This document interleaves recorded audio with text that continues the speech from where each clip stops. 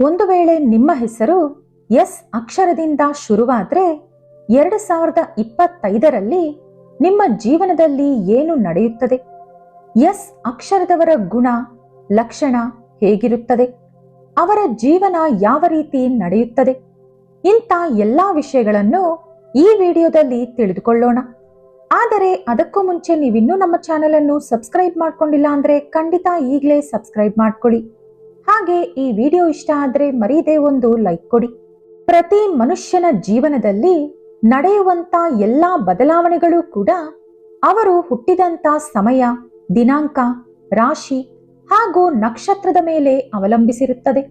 ಹಾಗಾದ್ರೆ ಎಸ್ ಅಕ್ಷರದಲ್ಲಿ ಜನಿಸಿದವರ ಜಾತಕ ಹೇಗಿರುತ್ತೆ ಅಂತ ಈಗ ನಾವು ನೋಡೋಣ.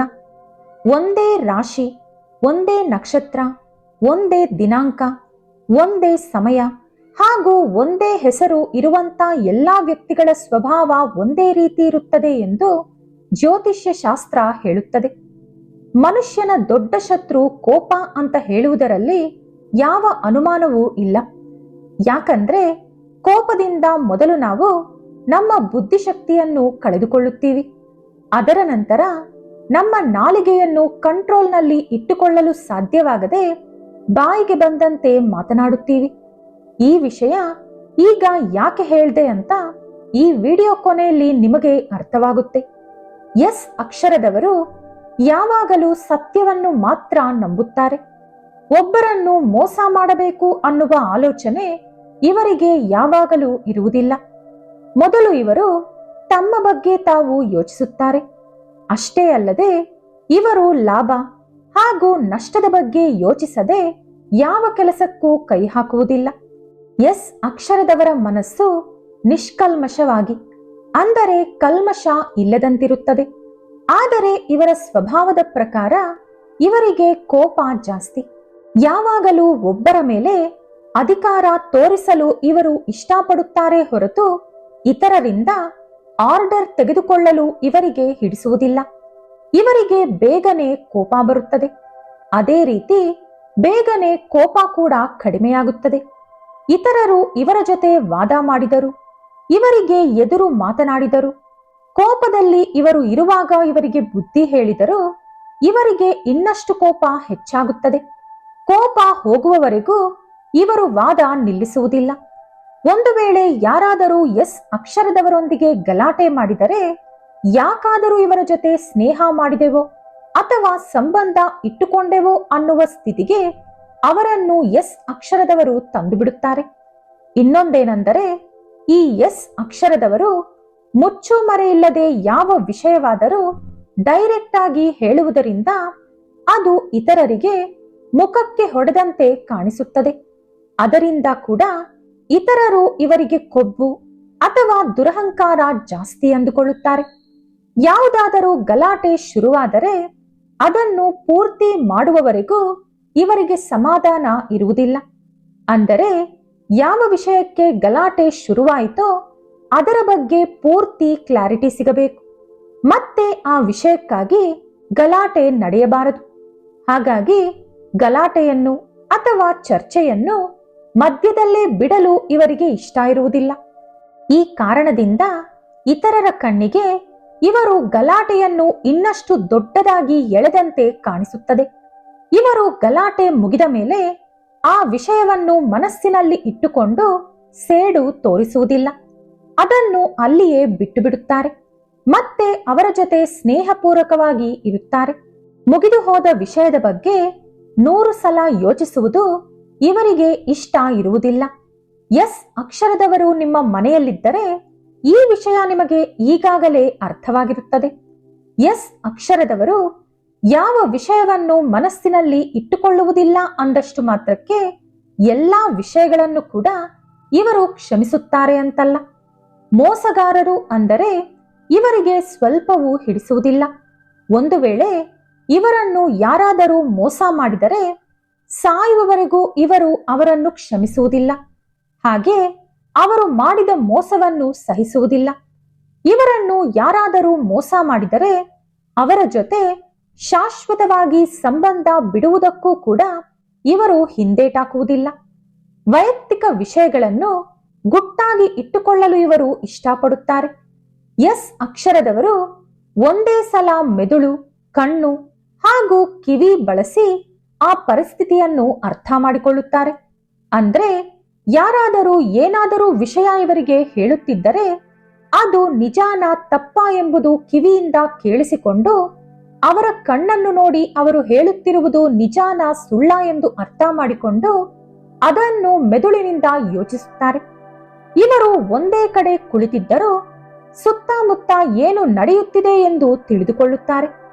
ಎಸ್ ಅಕ್ಷರದವರು ಅವರ ವಸ್ತುಗಳನ್ನು ಇತರರಿಗೆ ಕೊಡಲು ಅಥವಾ ಇತರರೊಂದಿಗೆ ಹಂಚಿಕೊಳ್ಳಲು ಇಷ್ಟಪಡುವುದಿಲ್ಲ. ಆದರೆ ಆಪತ್ತಿನಲ್ಲಿ ಇರುವವರಿಗೆ ಮಾತ್ರ ಏನೂ ಯೋಚಿಸದೆ ಸಹಾಯ ಮಾಡಿಬಿಡುತ್ತಾರೆ. ಇವರ ಆಲೋಚನೆಯ ಪ್ರಕಾರ ಆದರೆ ಇವರು ಕೆಟ್ಟವರು ಮಾತ್ರ ಅಲ್ಲ. ಆದರೆ ಇವರಿಗಿರುವಂತ ಹಠದ ಸ್ವಭಾವ ಇವರನ್ನು ಕೆಟ್ಟವರಂತೆ ಇತರರಿಗೆ ತೋರಿಸುತ್ತದೆ. ಎಸ್ ಅಕ್ಷರದವರು ಯಾವಾಗಲೂ ಅವರ ಭವಿಷ್ಯತ್ತಿನ ಬಗ್ಗೆ ಭಯ ಪಡುತ್ತಿರುತ್ತಾರೆ. ಇವರಲ್ಲಿರುವ ಪ್ರತ್ಯೇಕತೆ ಏನಂದ್ರೆ ಇವರು ಯಾವ ಫೀಲ್ಡ್ ಅನ್ನು ಆಯ್ಕೆ ಮಾಡಿಕೊಂಡರೂ ಅದರಲ್ಲಿ ಇವರ ಪ್ರತ್ಯೇಕತೆ ತೋರಿಸುತ್ತಾರೆ. ಇವರು ತಮಗೆ ತಾವೊಂದು ಪ್ರತ್ಯೇಕವಾದ ಮುದ್ರೆ ಹಾಕಿಕೊಳ್ಳುತ್ತಾರೆ. ಕೆಲಸ ಕೊಟ್ಟವರಿಗೆ ನಂಬಿಕಸ್ಥರಾಗಿರುತ್ತಾರೆ. ಇವರು ತುಂಬಾನೇ ಆಶಾವಾದಿಗಳು. ಜೀವನದಲ್ಲಿ ತಮ್ಮ ಬಗ್ಗೆ ತಾವು ಕಡಿಮೆ ಯೋಚಿಸುತ್ತಾ ಪ್ರಾಕ್ಟಿಕಲ್ ಆಗಿ ಜೀವನ ಮಾಡುತ್ತಾರೆ. ಅವರ ಮನಸ್ಸಿನಲ್ಲಿರುವ ಭಾವನೆಗಳನ್ನು ಯಾವಾಗಲೂ ಇತರರೊಂದಿಗೆ ಹಂಚಿಕೊಳ್ಳುವುದಿಲ್ಲ. ಹಾಗಾಗಿ ಇವರನ್ನು ಕೆಟ್ಟದ್ದಾಗಿ ಅರ್ಥ ಮಾಡಿಕೊಳ್ಳುವವರೇ ಜಾಸ್ತಿ. ಇವರ ಮನಸ್ಸು ತುಂಬಾ ಸ್ವಚ್ಛವಾಗಿ, ನಿಜಾಯಿತಿಯಿಂದ, ನಿರ್ಮಲವಾಗಿ ಇರುವುದು ಮಾತ್ರವಲ್ಲದೆ ಇವರು ತಮ್ಮ ಮನಸ್ಸಿನೊಳಗಿರುವಂತಹ ಭಾವನೆಗಳನ್ನು ಯಾರಿಗೂ ಗೊತ್ತಾಗದೆ ಕಾಪಾಡಿಕೊಳ್ಳುತ್ತಾರೆ. ಇವರು ಯಾವಾಗಲೂ ತುಂಬಾ ಪ್ರತಿಭಾವಂತರು. ಇವರಿಗೆ ಅಭ್ಯಾಸ ಇಲ್ಲದ ವ್ಯವಹಾರದಲ್ಲೂ ಕೂಡ ಬೇಗನೆ ಜ್ಞಾನ ಸಂಪಾದಿಸಿಕೊಳ್ಳುತ್ತಾರೆ. ಒಂದು ವಿಷಯವನ್ನು ಕಲಿಯಬೇಕು ಅಂದುಕೊಂಡರೆ ಅದು ಕಲಿಯುವವರೆಗೂ ಇವರು ಸುಮ್ಮನಿರುವುದಿಲ್ಲ. ಹೊಸ ವಿಷಯಗಳು ಕಲಿಯಬೇಕು ಎಂಬ ಆಸಕ್ತಿ ಇವರಿಗೆ ಜಾಸ್ತಿ. ಯಾವ ಸಮಸ್ಯೆ ಬಂದರೂ ಇವರ ಹತ್ತಿರ ಬೇಗನೆ ಪರಿಷ್ಕಾರ ಮಾರ್ಗ ಸಿಗುತ್ತದೆ. ಇವರಿಗೆ ಬೇಕಾದ ಕೆಲಸವನ್ನು ಯಾವಾಗ, ಯಾರ ಹತ್ತಿರ ಯಾವ ರೀತಿ ಮಾಡಿಸಿಕೊಳ್ಳಬೇಕು ಎಂಬುದು ಇವರಿಗೆ ಚೆನ್ನಾಗಿ ಗೊತ್ತು. ಇದಲ್ಲದೆ ಇವರು ನೋಡಲು ಕೂಡ ತುಂಬಾನೇ ಅಟ್ರಾಕ್ಟಿವ್ ಆಗಿರುತ್ತಾರೆ. ಇನ್ನು ಇವರಿಗೆ ಯಾವುದಾದರೂ ಕೆಲಸ ವಹಿಸಿದರೆ ಅದು ತಮ್ಮ ಜವಾಬ್ದಾರಿ ಎಂದು ಭಾವಿಸಿ ಆ ಕೆಲಸ ಮುಗಿಯುವವರೆಗೂ ಇವರು ವಿಶ್ರಾಂತಿ ಪಡೆಯುವುದಿಲ್ಲ. ಇವರು ತಮ್ಮ ಗುರಿ ಸಾಧಿಸಲು ಹಗಲು ರಾತ್ರಿ ಕಷ್ಟಪಡುತ್ತಾರೆ. ಇವರು ಯಾವುದಾದರೂ ಕೆಲಸಕ್ಕೆ ಕೈ ಹಾಕಿದರೆ ಅದನ್ನು ಅರ್ಧಕ್ಕೆ ಬಿಡುವುದಿಲ್ಲ. ಹಾಗೆ ಆ ಕೆಲಸ ಬದಲಾಯಿಸಲು ಹೋಗುವುದಿಲ್ಲ. ಅದೇ ಕೆಲಸದಲ್ಲಿ ಗೆಲುವು ಸಾಧಿಸಲು ಇಷ್ಟಪಡುತ್ತಾರೆ. ಇವರು ಇತರರನ್ನು ನೋಡಿ ಕಲಿಯಲು ಬಯಸುವುದಿಲ್ಲ. ಇವರು ಒಂದು ಹೊಸ ವಿಧಾನವನ್ನು ಕಲಿತುಕೊಂಡು ಕೆಲಸ ಮಾಡುತ್ತಾರೆ. ಇವರಿಗೆ ನಾಯಕತ್ವ ಲಕ್ಷಣಗಳು ಜಾಸ್ತಿ. ಯಾವಾಗಲೂ 4 ಜನರನ್ನು ಲೀಡ್ ಮಾಡುವ ಕೆಪಾಸಿಟಿ ಹೊಂದಿರುತ್ತಾರೆ. ಯಾವಾಗಲೂ ಇತರರಿಗಿಂತ ಒಂದು ಹೆಜ್ಜೆ ಇವರು ಮುಂದಿರುತ್ತಾರೆ. ಎಲ್ಲರಿಗಿಂತ ಮುಂದೆ ಬರಲು ಎಷ್ಟು ಶ್ರಮ ಪಡಲು ಕೂಡ ಇವರು ಯೋಚಿಸುವುದಿಲ್ಲ. ಒಂದು ವೇಳೆ ಇವರಿಗೆ ಯಾವ ವ್ಯಕ್ತಿಯ ಮೇಲಾದರೂ ವಿರಕ್ತಿ ಬಂತು ಅಂದರೆ ಸಾಯುವವರೆಗೂ ಅವರಿಗೆ ಬೆಲೆ ಕೊಡುವುದಿಲ್ಲ. ಅಂತ ವ್ಯಕ್ತಿಗಳನ್ನು ಇವರು ತಮ್ಮ ಜೀವನದಿಂದ ಕಿತ್ತಾಕುತ್ತಾರೆ. ಇನ್ನು ಎಸ್ ಅಕ್ಷರದವರು ಪ್ರೀತಿ ವಿಷಯಕ್ಕೆ ಬಂದರೆ ತುಂಬಾನೇ ನಿಜಾಯಿತಿಯಿಂದ ಇರುತ್ತಾರೆ. ಹಾಗೆ ಕೆಲವೊಮ್ಮೆ ಅವರೊಂದಿಗೆ ಕಠಿಣವಾಗೂ ನಡೆದುಕೊಳ್ಳುತ್ತಾರೆ. ಒಂದು ಸಲ ಆ ವಸ್ತು ಅಥವಾ ಒಬ್ಬ ವ್ಯಕ್ತಿ ತಮ್ಮದು ಅಂದುಕೊಂಡರೆ ಅದನ್ನು ಅಥವಾ ಆ ವ್ಯಕ್ತಿಯನ್ನು ಯಾರೊಂದಿಗೂ ಹಂಚಿಕೊಳ್ಳುವುದಿಲ್ಲ. ಆ ಆಲೋಚನೆಯನ್ನು ಕೂಡ ಇವರು ಸಹಿಸುವುದಿಲ್ಲ. ಇವರು ಒಬ್ಬ ವ್ಯಕ್ತಿಯ ಜೊತೆ ಎಷ್ಟು ನಿಜಾಯಿತಿಯಿಂದ ಇರುತ್ತಾರೋ ಆ ವ್ಯಕ್ತಿ ಕೂಡ ಇವರ ಜೊತೆ ಅಷ್ಟೇ ನಿಜಾಯಿತಿಯಿಂದ ಇರಬೇಕು ಎಂದು ಇವರು ಆಸೆ ಪಡುತ್ತಾರೆ. ಇವರಿಗೆ ಕುಟುಂಬದ ಮೇಲೆ ಜವಾಬ್ದಾರಿ ಜಾಸ್ತಿ. ಇವರು ತಮ್ಮ ಜವಾಬ್ದಾರಿ ನಿರ್ವಹಿಸುವುದರಲ್ಲಿ ಎಂದೂ ಕೂಡ ಹಿಂದೆಜ್ಜೆ ಹಾಕುವುದಿಲ್ಲ. ಇವರು ತಮ್ಮಿಂದ ಇತರರಿಗೆ ನೋವಾಗಬಾರದು ಎಂದು ಯಾವಾಗಲೂ ಯೋಚಿಸುತ್ತಾರೆ. ಬೇರೆಯವರ ಜೀವನ ಹಾಳು ಮಾಡುವಂತ ಕೆಲಸ ಇವರು ಎಂದೂ ಕೂಡ ಮಾಡುವುದಿಲ್ಲ. ಇವರಿಂದ ಒಬ್ಬರಿಗೆ ನೋವಾಗುತ್ತಿದೆ ಅಂದರೆ ಇವರು ಆ ವ್ಯಕ್ತಿಯಿಂದ ತಾನಾಗಿ ದೂರಾಗುತ್ತಾರೆ. ಎಸ್ ಅಕ್ಷರದವರಿಗೆ ಪ್ರೀತಿ, ದಯೆ, ಕರುಣೆ, ಒಳ್ಳೆ ಮನಸ್ಸು ಹಾಗೂ ಸೌಂದರ್ಯ ಯಾವಾಗಲೂ ಇತರರಿಗಿಂತ ಜಾಸ್ತಿ ಇರುತ್ತದೆ. ಎಸ್ ಅಕ್ಷರದವರಿಗೆ ಒಬ್ಬ ವ್ಯಕ್ತಿ ಹಿಡಿಸಿಲ್ಲ ಅಂದ ಮೇಲೆ ಆ ವ್ಯಕ್ತಿಯನ್ನು ನೇರವಾಗಿ ದ್ವೇಷಿಸುತ್ತಾರೆ ಹೊರತು ಮನಸ್ಸಿನಲ್ಲಿ ದ್ವೇಷ ಇಟ್ಟುಕೊಂಡು ಅವರ ಮುಂದೆ ನಾಟಕ ಮಾಡಲು ಇವರಿಗೆ ಬರುವುದಿಲ್ಲ. ಇನ್ನು 2025ರಲ್ಲಿ ಎಸ್ ಅಕ್ಷರದವರ ಜೀವನ ಹೇಗಿರುತ್ತೆ ಅಂತ ನೋಡೋಣ.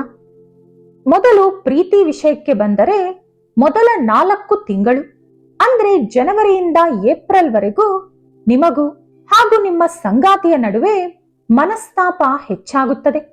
ಒಬ್ಬರ ಮಾತು ಒಬ್ಬರಿಗೆ ಹಿಡಿಸುವುದಿಲ್ಲ, ಒಬ್ಬರ ಮಾತು ಒಬ್ಬರು ಒಪ್ಪಿಕೊಳ್ಳುವುದಿಲ್ಲ.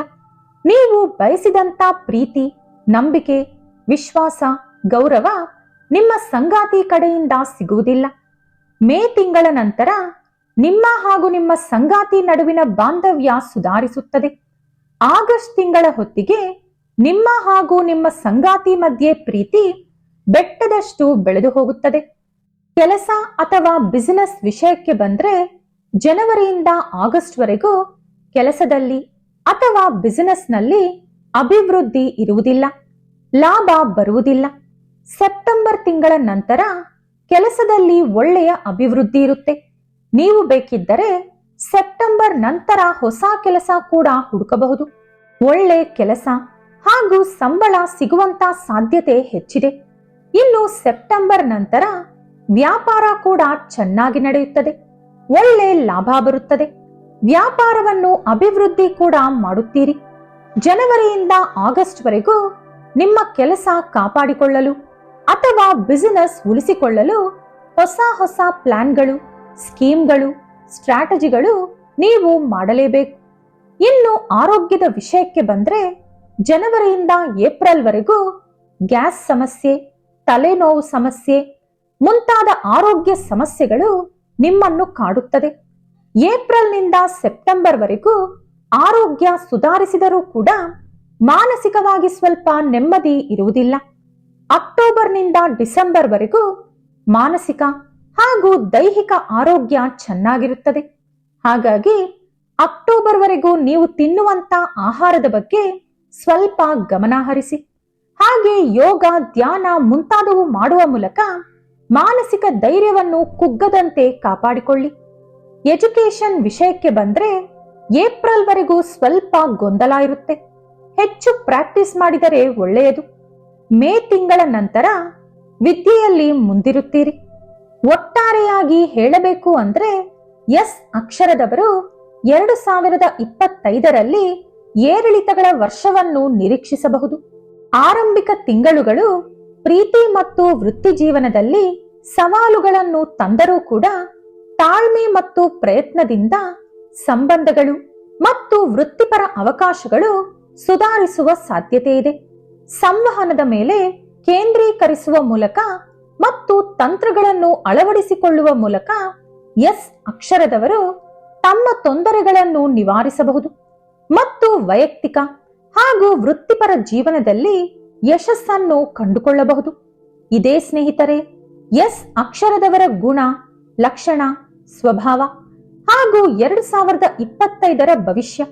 ಈ ವಿಡಿಯೋ ನಿಮಗೆ ಇಷ್ಟ ಆದರೆ ಲೈಕ್ ಮಾಡಿ, ಶೇರ್ ಮಾಡಿ. ಇಂಥ ಹೆಚ್ಚಿನ ಉತ್ತಮ ಮಾಹಿತಿಗಳಿಗಾಗಿ ತಪ್ಪದೇ ನಮ್ಮ ಚಾನೆಲ್ ಅನ್ನು ಸಬ್ಸ್ಕ್ರೈಬ್ ಮಾಡ್ಕೊಳ್ಳಿ. ನಾಳೆ ಮತ್ತೊಂದು ವಿಡಿಯೋದೊಂದಿಗೆ ಪುನಃ ಭೇಟಿಯಾಗೋಣ. ಧನ್ಯವಾದಗಳು.